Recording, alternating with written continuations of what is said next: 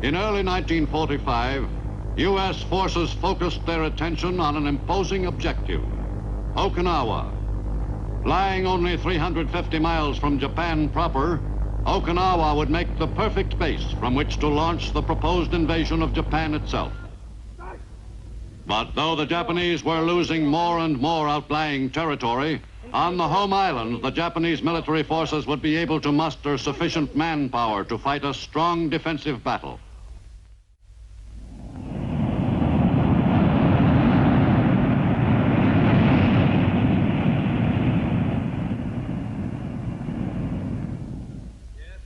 In early 1945, President Roosevelt returned from Yalta and reported on the most significant developments of that important conference with Great Britain and Russia. We haven't won the wars yet, with an S on wars.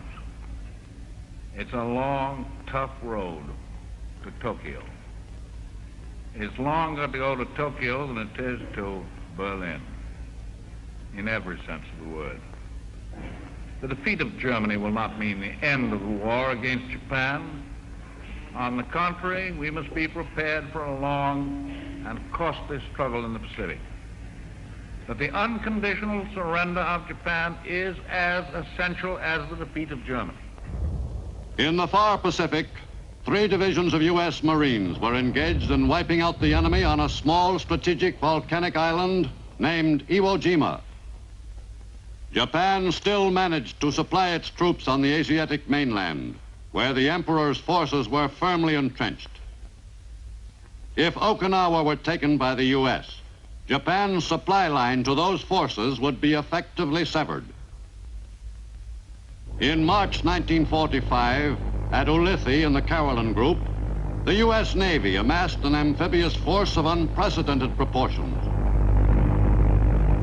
That force moved north, directed by one of the Navy's top amphibious fleet commanders, Vice Admiral Richmond Kelly Turner.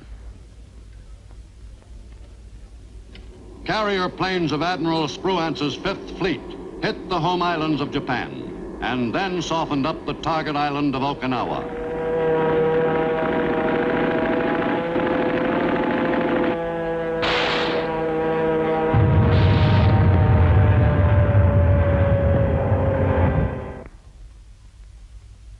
Meanwhile, the warships of the mighty 5th Fleet moved toward the objective. And on March 25th, enemy positions on the island came under attack by a score of U.S. warships, which fired salvo after salvo. On March 26th, 77th Division GIs assaulted the Kerama Islands, a valuable subsidiary base of operations. And on April 1st, the key island of Okinawa was invaded.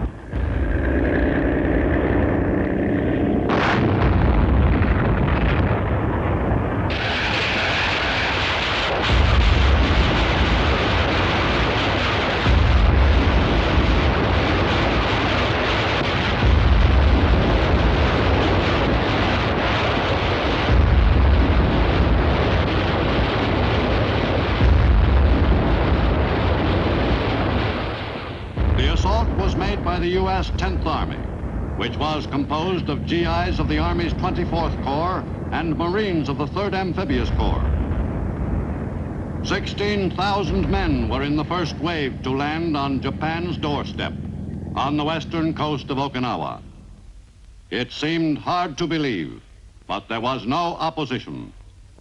Most of the veterans in the invasion force, old campaigners who had fought at Saipan, Peleliu, and Leyte, suspected that this was an April Fool's Day trick on the enemy's part. The soldiers and Marines pushed across the island and were followed by thousands more. The men advanced quickly across the neck of the island toward the east coast against very light resistance. Only scattered enemy troops fired on the invaders.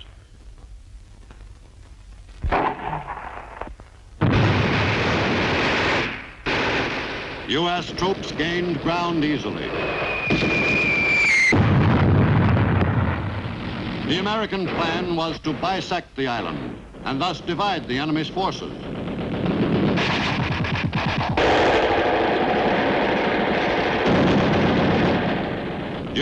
those first few days on Okinawa, U.S. soldiers and Marines encountered only feeble resistance.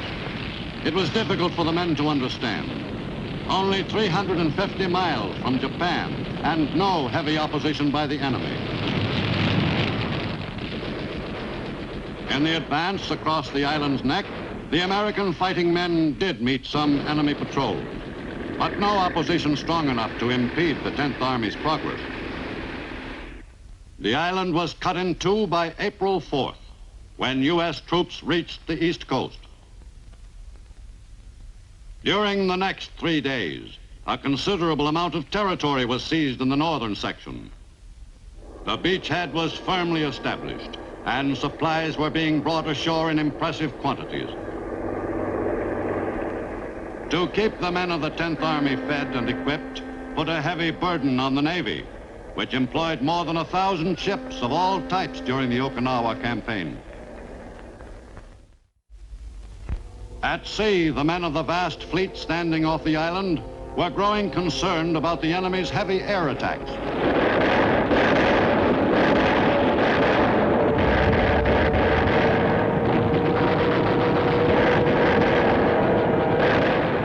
Off Okinawa, the Japanese made maximum use of their frenzied kamikaze attack plan.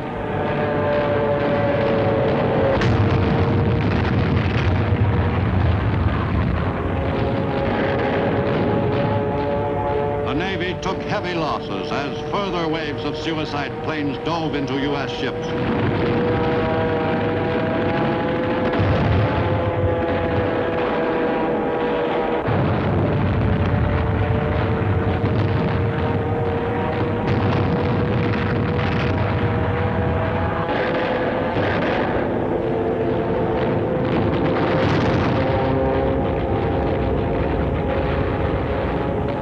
The waters off Okinawa became as violent a battleground as the island itself.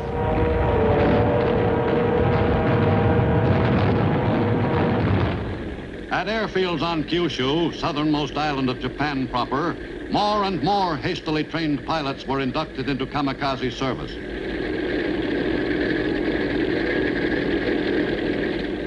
No honor was considered greater than the privilege of making a suicide dive against an American ship.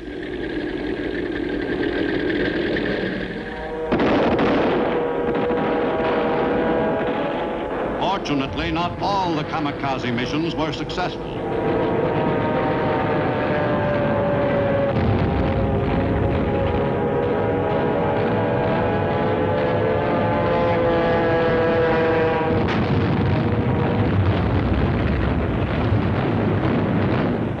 To the men in the fleet, the skies seemed always full of kamikazes.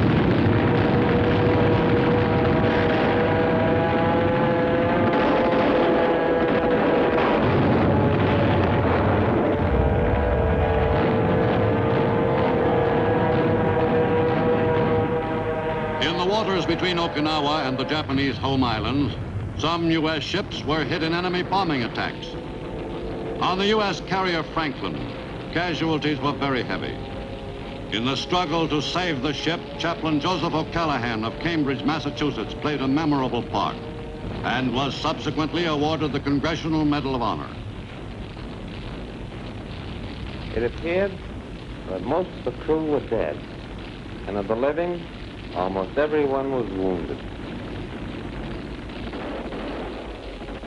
The few survivors of the Franklin will never forget that cold March morning in the far Pacific.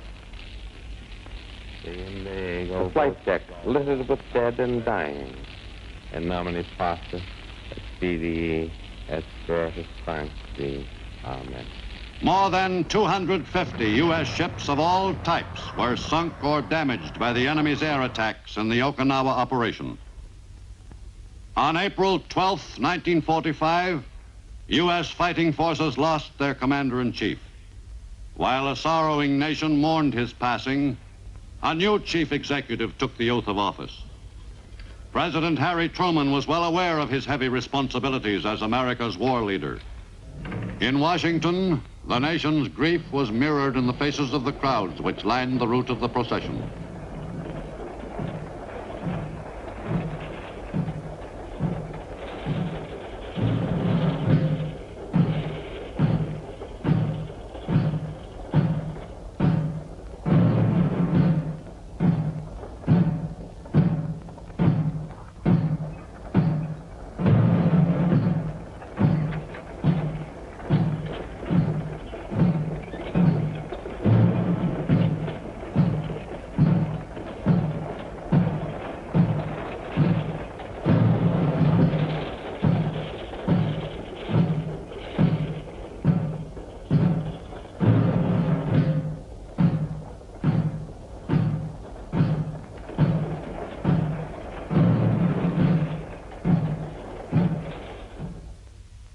Halfway around the world on Okinawa, many of the combat troops paused to attend a memorial service not far from the front.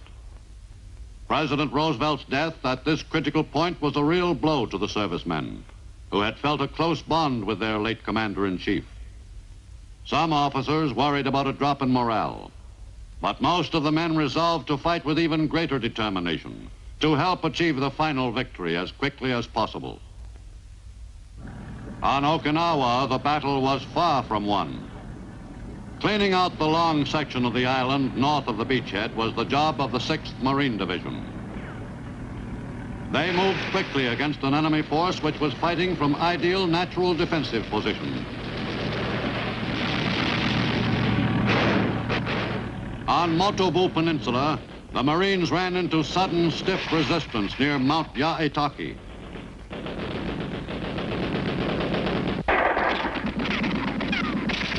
The enemy pocket was wiped out during a 3-day fight by the veterans of Eniwetok and Guam. The men moved forward quickly and cleaned out the peninsula where most of the enemy's northern force on Okinawa was concentrated. In the 13-day campaign on Motobu, 2,014 enemy soldiers met death.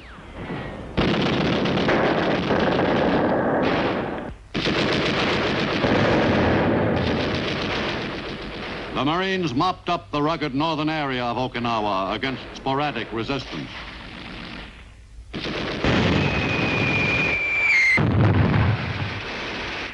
All but a handful of the thousands of Japanese were killed by the 6th Marine Division in taking the northern section of the island.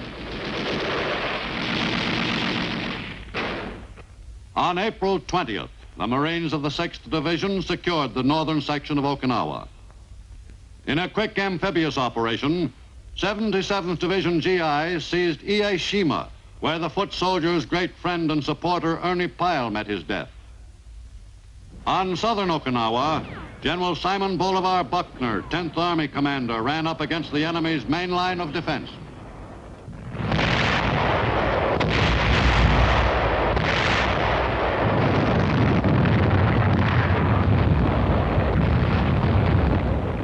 Artillery, supported by tanks, went to work on the enemy's defensive line.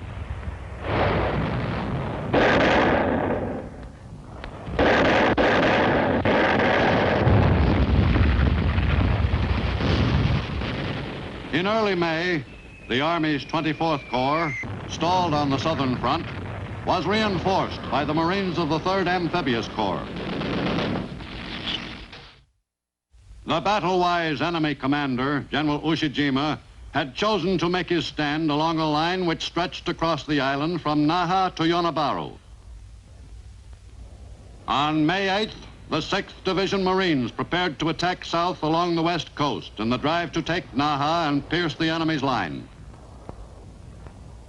To cut that western anchor of the enemy's defense, the Marines concentrated all their power in the new offensive.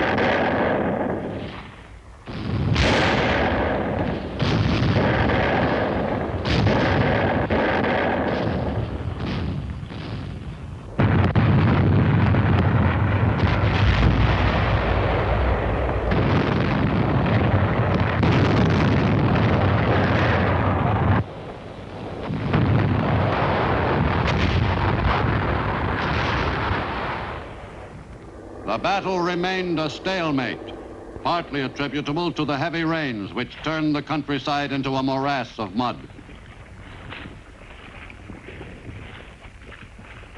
Most of the heavy equipment became hopelessly bogged down in the mire. The Army 24th Corps, which was trying to mount a crushing offensive against the bulk of the enemy's Okinawa force, found its assignment especially difficult with the beginning of Okinawa's celebrated plum rains, which set in on a daily basis late in May and greatly complicated the operation.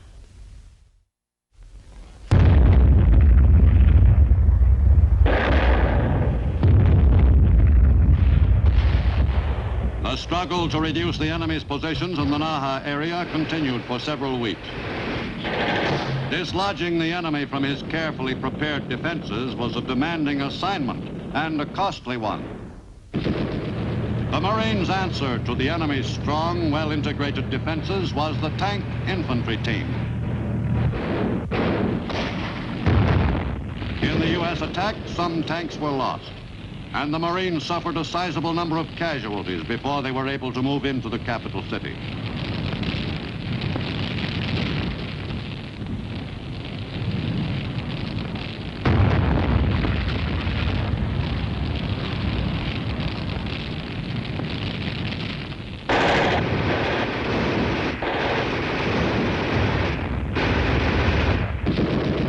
After a bitter campaign, the Marines completed the capture of Naha by May 28th.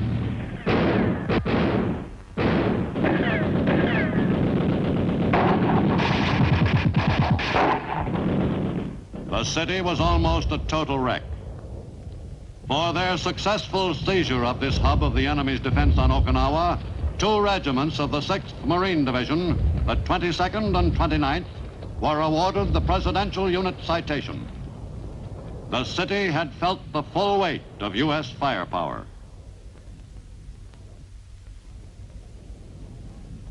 The fall of the capital city signaled the beginning of the last major phase of the battle for Okinawa. With Naha in American possession, the offensive picked up speed all along the line. 3 Army and 2 Marine divisions pressed the attack with renewed spirit from one coast of Okinawa to the other, from the Pacific Ocean to the East China Sea. Marines of the 1st Division pierced the enemy salient at Shuri in the island's rugged interior.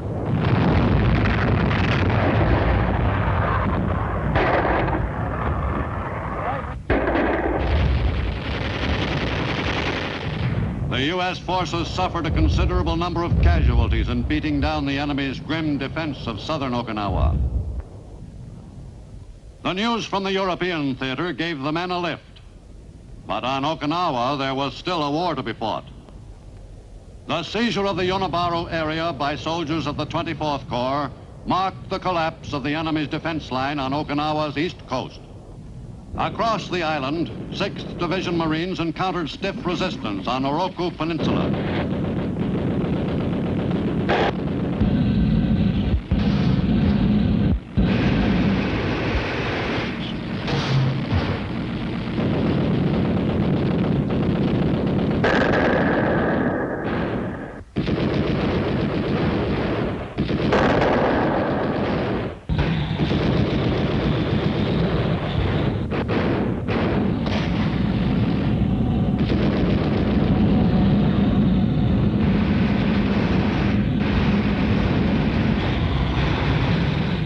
During the 10-day fight for Oroku Peninsula, the enemy suffered some 5,000 casualties.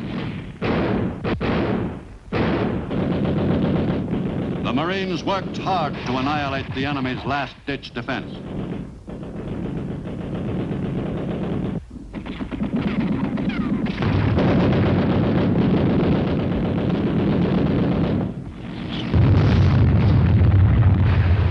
Resistance eliminated on Oroku Peninsula, the 6th Marine Division controlled the entire Naha area. For this action, the 4th Marine Regiment was awarded the Presidential Unit Citation. In the capture of Oroku Peninsula, the U.S. forces gained control of Naha Airfield, complete with dummy planes, which the enemy used to suggest a strong air base. With the airfield no longer in enemy hands, U.S. forces could finally make use of the port of Naha. By mid-June, U.S. troops had completely broken the enemy's main line of defense on Okinawa. On June 17th, U.S. forces were only a few miles from the southern tip of the island. Once the main defense of Okinawa had been fought, to no avail, the Japanese soldiers began to give themselves up more readily. The combat efficiency of the remaining Japanese units was cut down by the heavy casualties the defenders of Okinawa were sustaining. The advancing American troops also brought a number of civilians to safety. Some of the Okinawans had holed out in any place of refuge available. Some had stayed hidden for weeks. Many had had no food or water for some time.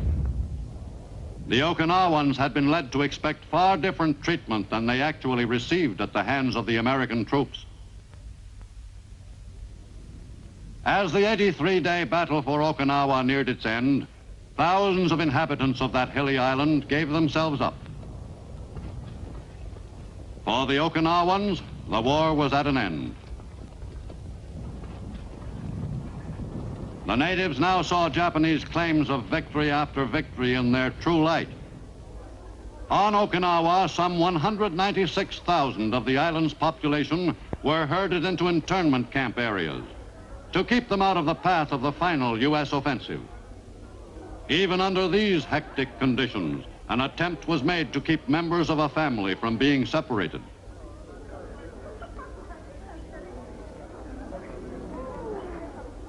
The prisoner of war camps were crowded with the largest concentration of Japanese troops ever taken prisoner in any campaign during World War II in the Pacific.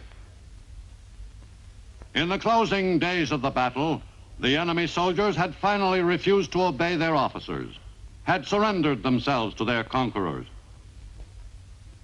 The code of Bushido, death before surrender, was no longer followed without question by Japanese fighting men.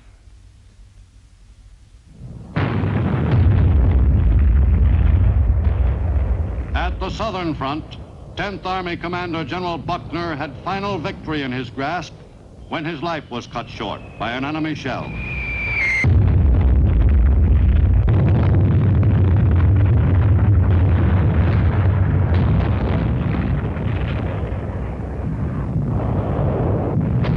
Meanwhile, the drive for the last piece of enemy territory on Okinawa was underway.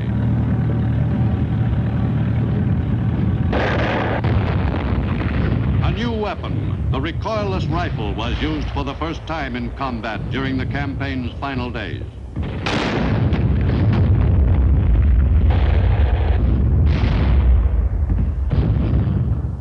On June 22nd, 1945, the last enemy unit was overwhelmed. American fighting men controlled Okinawa to the extreme southern tip. The enemy had lost an invaluable base only 350 miles from Japan proper. And the United States had gained still another island, again after paying a heavy price. General Buckner was the only field army commander to lose his life by enemy action in the Asiatic Pacific Theater during World War II.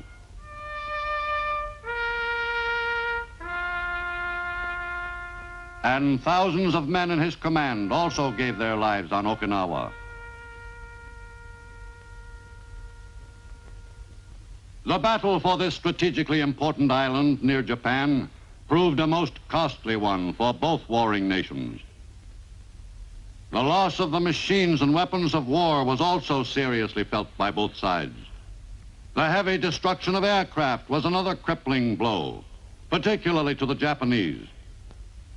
Top U.S. commanders like Admiral Nimitz remained firm in their determination to carry the fight to Japan itself. American forces fighting in the Pacific have brought the war to the home islands of Japan. We have sunk the larger part of the Japanese fleet, and in the next few months, we will exploit every opportunity to finish that particular job. Army and Navy aircraft bombed large areas of Japan's principal cities into rubble. And unless Japan surrenders soon, we intend to complete that destruction.